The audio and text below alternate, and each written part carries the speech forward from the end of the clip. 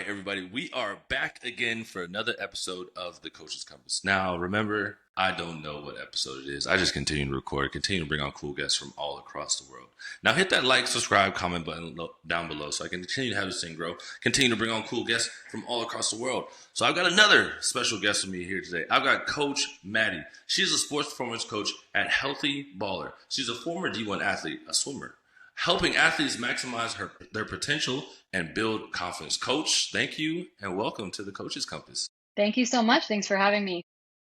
Coach, what was it like, transitioning from being an athlete and not only a normal athlete, like not a land sport athlete, a water athlete, to then being a coach?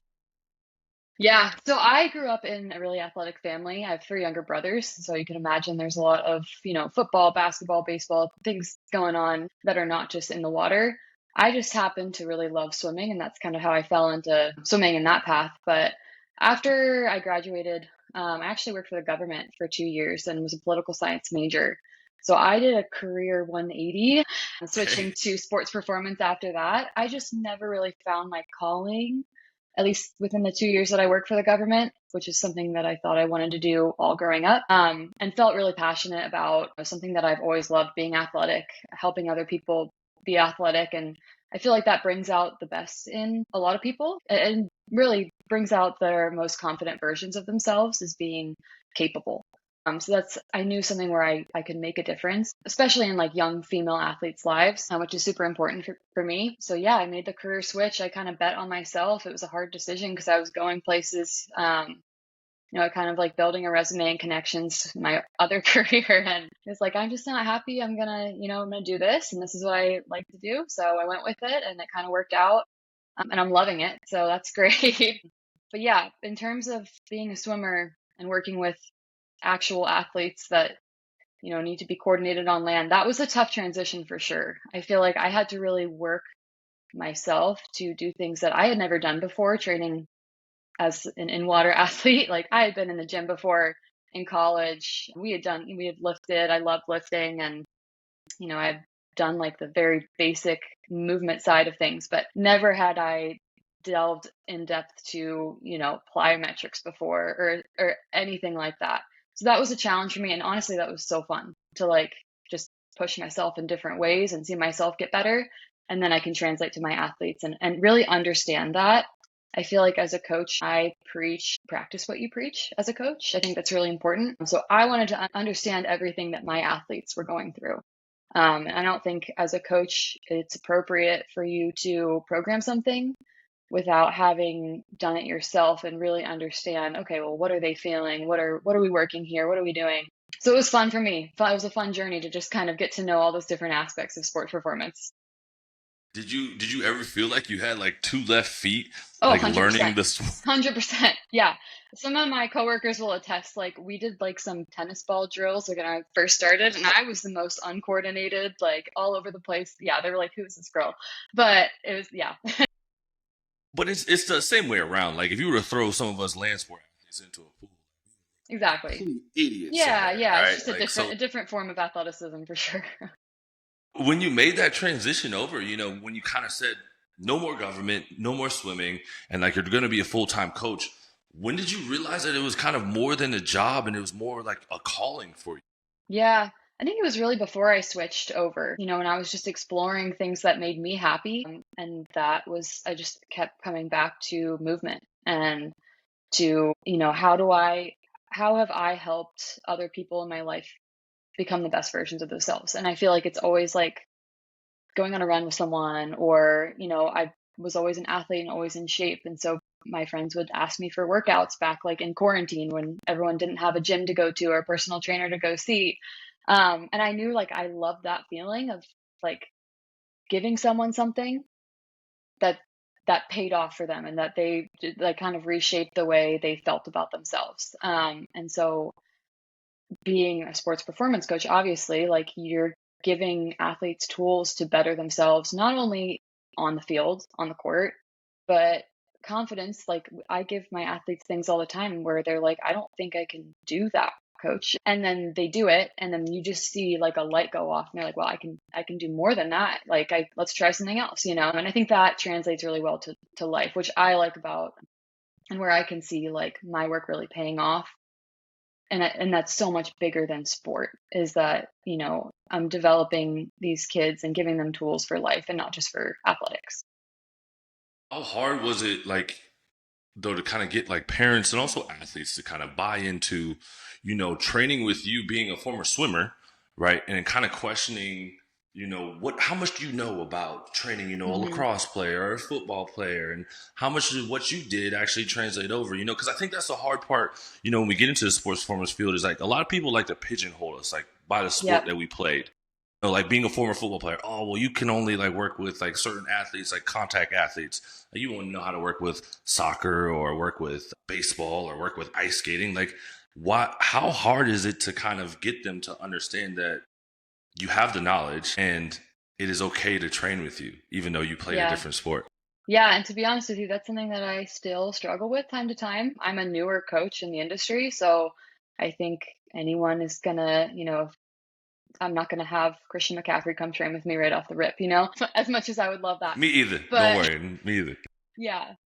And then even still, like, I'm a swimmer and I've trained swimmers and I primarily work with swimmers and tennis players. And so I just feel like it just takes some time and some trust from certain parents, and then you kind of build your brand around that and you build reputability. I'm fortunate enough to, like, the first real training job I had was Healthy Baller, and they're really reputable within the DC area. And so I just feel like they've built up enough of a brand and enough of a name and trust for themselves in the community to where they can bring in a new trainer and no one can know anything about them, and they'll send their kids there, which is amazing and was super helpful for me because I was able to build my client load really fast and, see that pay off really, really fast and really well. Yeah. How did it help having somebody have a company like that behind you? But also, what were the parts of coaching that no one kind of prepared you for as you continue to grow in this whole industry? Yeah. Being behind a company like that has been amazing because I feel like I have really great mentors. And where I'm at now, they do a great job at continuing education. So we'll have like monthly staff meetings where someone will come present and we'll just each bring like an acceleration drill that we've been working on. And we just get like a good sampling of different things that different coaches are doing. And I feel like we're always learning, which is huge for this field in general. Like, coaches are always learning no matter what. There's always something to be like, no one knows everything in this industry, which is also something I love, is that there's no cap. No one is an expert, right? There's always Unless you something look to on learn. Instagram, everybody considers Well, themselves an that's true. expert. Yeah. That's true. That's true. So yeah, that was really important for me. And it's helped a ton. Let's see, something that people didn't prepare me for coaching is the parent experts, so-called experts, where, you get, well, my dad says that I shouldn't be doing this or that I should be doing this. I'm like, well, does your dad Great. have a Yep. CSES? Like, I don't know. Perfect. Then why are you here? Shouldn't you be Exactly. coaching me Yeah. then? If that's the Yeah. case.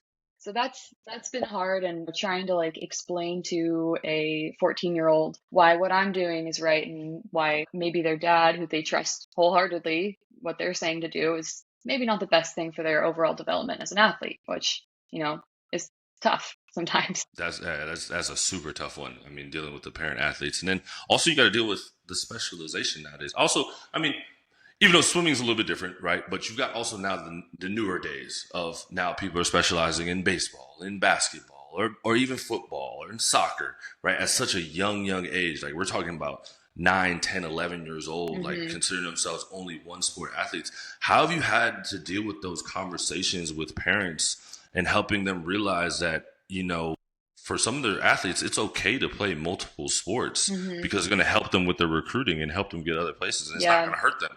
So how Yeah. has that conversation been? Yeah, it actually hasn't been too hard. I feel like now at this point, there's enough research out there to where you can clearly see a link between multi-sport athletes and their success later on versus early specializers and how they just kind of burn out. There's a lot out there now, which there wasn't before. And I think that that push of having kids specialize is waning. You do get some that are, the intense parents that just want their kids to train a certain way. And if it's not sport specific, I don't want it, but I haven't run into a ton of that. I do, like with a lot of the swimmers that I work with, I'll give them sprints because I think that, I know that that builds overall athleticism. That's going to help you be explosive. And that's what everyone's after. And I do get some confusion there. You see a swimmer and it's not a pretty run by any means. Like they don't look coordinated at all, but you're still sprinting at max velocity, regardless of if it's fast or not, or looks pretty or not. And eventually, like you're going to get better from that, and you're going to get more explosive for that. You're going to produce, so having to explain that more honestly to the kids for like, why am I here? Why am I doing a 20-yard sprint right now? Than to the parents. Cause I feel like the parents will buy into it a little more and the kids will just be like, well, I don't ever run. And so having to like sit down and explain to that group like of swimmers, hey, like this actually builds overall. We're not just trying to like have you swim. If you just swam and got better, which you do, but if that was the only component to getting better and being a better athlete, you would just be in the pool all the time. You wouldn't be here. Like every football player would just go out there and play football. Every basketball Exactly. player Yeah, would just go play basketball. Oh, this there'd is be no super need simple. for There's the squat rack. Yeah. right. There's no discretion between anybody. As long as you just show up and continue to play, like everybody will just get better. Yeah. Sure. Yeah. Which like skill practice is important. If you never pick up a lacrosse stick and you're a lacrosse player, like you're not going to be a good lacrosse player. So right. But that's what makes our job so special, right? Because Exactly. that's that other side of things that they need to work on. But you talk a little bit about burnout, and not aside from the athletes, like talking to them about the stuff that they're going to go through and later on in life. How do you deal with, not getting burnout and giving yourself your own personal space and dealing with mental health, so you're not in a limbo stage of like, hey, like I've taken on too many clients. Yep. I'm working too much. I'm giving too much to them. Like, where's the time for Coach Maddie? Where do you find that at? Yeah. That's a tough one. I think everyone's on their own little journey there. But as like a newer coach, I initially felt the need to just take on everything at all hours of the day, and be at the gym for like 12 hours a day in order to like build my client load, build my reputability, and just be more visible. And now I've gotten to the point where my client load is big and I don't need, frankly, I don't have time for certain clients. And I'm not available at all times of the day. So I've really had to get comfortable saying no, which is not easy for me at all. And just setting firm parameters for me, like especially like this summer, where like fall and winter were pretty busy for me. And towards the end of like spring, I was like, oh, I need to take some time. Just being like, okay, my cutoff is here. I'm not budging on that. Just like having to put my foot down. And I feel like if parents or athletes don't understand that, maybe we're not a good mix, because I preach holistic health in general, but holistic health as an athlete. Like if you don't understand that people need rest and you need rest as an athlete, and in all aspects of life, there's a balance to things. Maybe we're not like a good match coach and athlete. Because that's what I preach, is just like holistic training, holistic health. It's not just like grind 24/7. When you show up to the gym, when you should be working, it's intent, right? All the time. But you shouldn't be going 100% all the time. It should be coming in waves, and you take it day by day and see how you're feeling and adjust from there. And that's what I think is really important and makes my job fun and engaging, is that I get to see an athlete every day and be like, okay, well, how are you feeling today?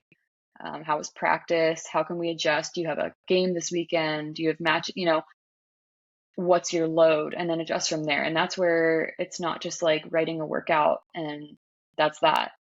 It's actually being a coach, and there's different variables and that changes, and we adjust from that. And being able to like realize that as a coach is fun, honestly.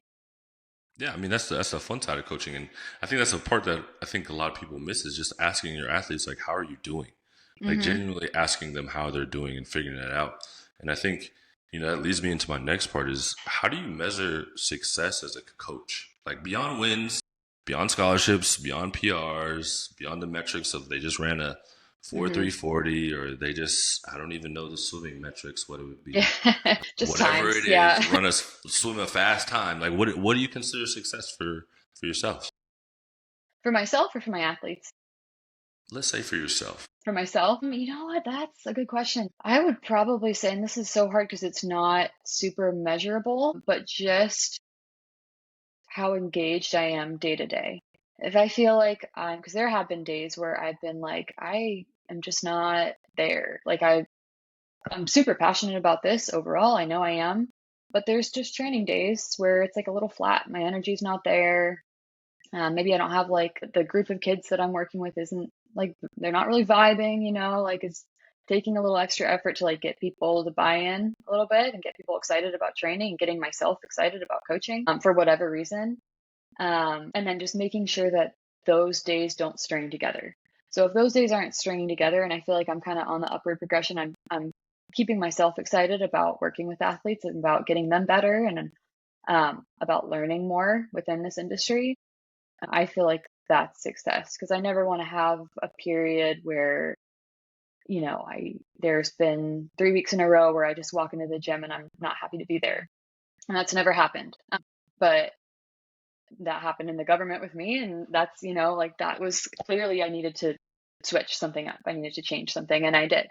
So success for me is just being passionate, doing something that I'm passionate about, and then learning as much as I can within that to better myself as a coach. Would you want to be coached by you? 100%. Yeah. I always think to myself, I want to be the coach that I needed when I was in college. In college, I had never had a female coach, a female strength Really? coach, female Oh, strength okay. coach. Okay. Yeah, never. And really, like, I have only had one or two female coaches throughout my entire 19 years of swimming. And I could have really benefited from that perspective. And so that's another big reason why I got into the field, is because I feel like female coaches are rare, and good female coach, like I want to be able to be a pioneer within the industry. And yeah, just looking back to myself as a female athlete in college, like no one explained it. Like I had, the fear that I feel like most college female athletes have, which is like, I don't want to get bulky if I step into a weight room. And I just didn't understand that. I wasn't an exercise major. I really wasn't like into that yet. And man, if I could walk back in that weight room and I was the coach, I would have slapped myself across the face and be like, no, like this is why this is helping you. You need to, one, eat more. You need to, like, this is going to help your performance. And here's why. Because you walk into a weight room as a 18-year-old female athlete. Oh man, my lights just went out. And there's, 3 guys that are 6'4" and huge, and they're telling you that you need to squat more.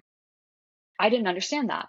And that didn't click with me. And I didn't understand force production and, all the science behind that. No one explains that to you. So just having someone to relate to a little more would have helped so much. And so I really try to, like, if I feel like my athletes question anything or don't understand why something's important or just want to get better and understand more about their own bodies, I'll talk to them about that. And I think that's important. No, it's super important. Do you feel like, because I know you talked about it a little bit here, the field has changed for the better for not only just the female athletes, but females in the coaching industry in general? Mm-hmm. Yeah, 100%. Yeah. And I think like Instagram is a lot to credit for that. Just being able to see people like Cece Murray out there working with a bunch of dudes, and they take her seriously. Like they buy in. And that's huge for me to be able to watch that and see that and be like, okay, like I can be taken seriously in this industry. Whereas before seeing that, maybe I wouldn't have thought that. But I was lucky enough to, like, when I entered the industry, there were several people on Instagram that you are very visible that are really successful and work with high level athletes, and definitely like changed the game a little bit for female coaches. So it's yeah, I think it's blown up for sure, and it's going to continue to. Shout out to CC Murray and some of the other female pioneers in the game that have really paved the way, and like yourself, continuing to pave the way for other coaches coming along. Now, this next question comes from another female coach, Coach Maddie, Coach Erica, out of Longwood University. She asked, for a fresh coach for their first year, what would be your best advice on how to handle your first year and navigate through it all? Ask questions.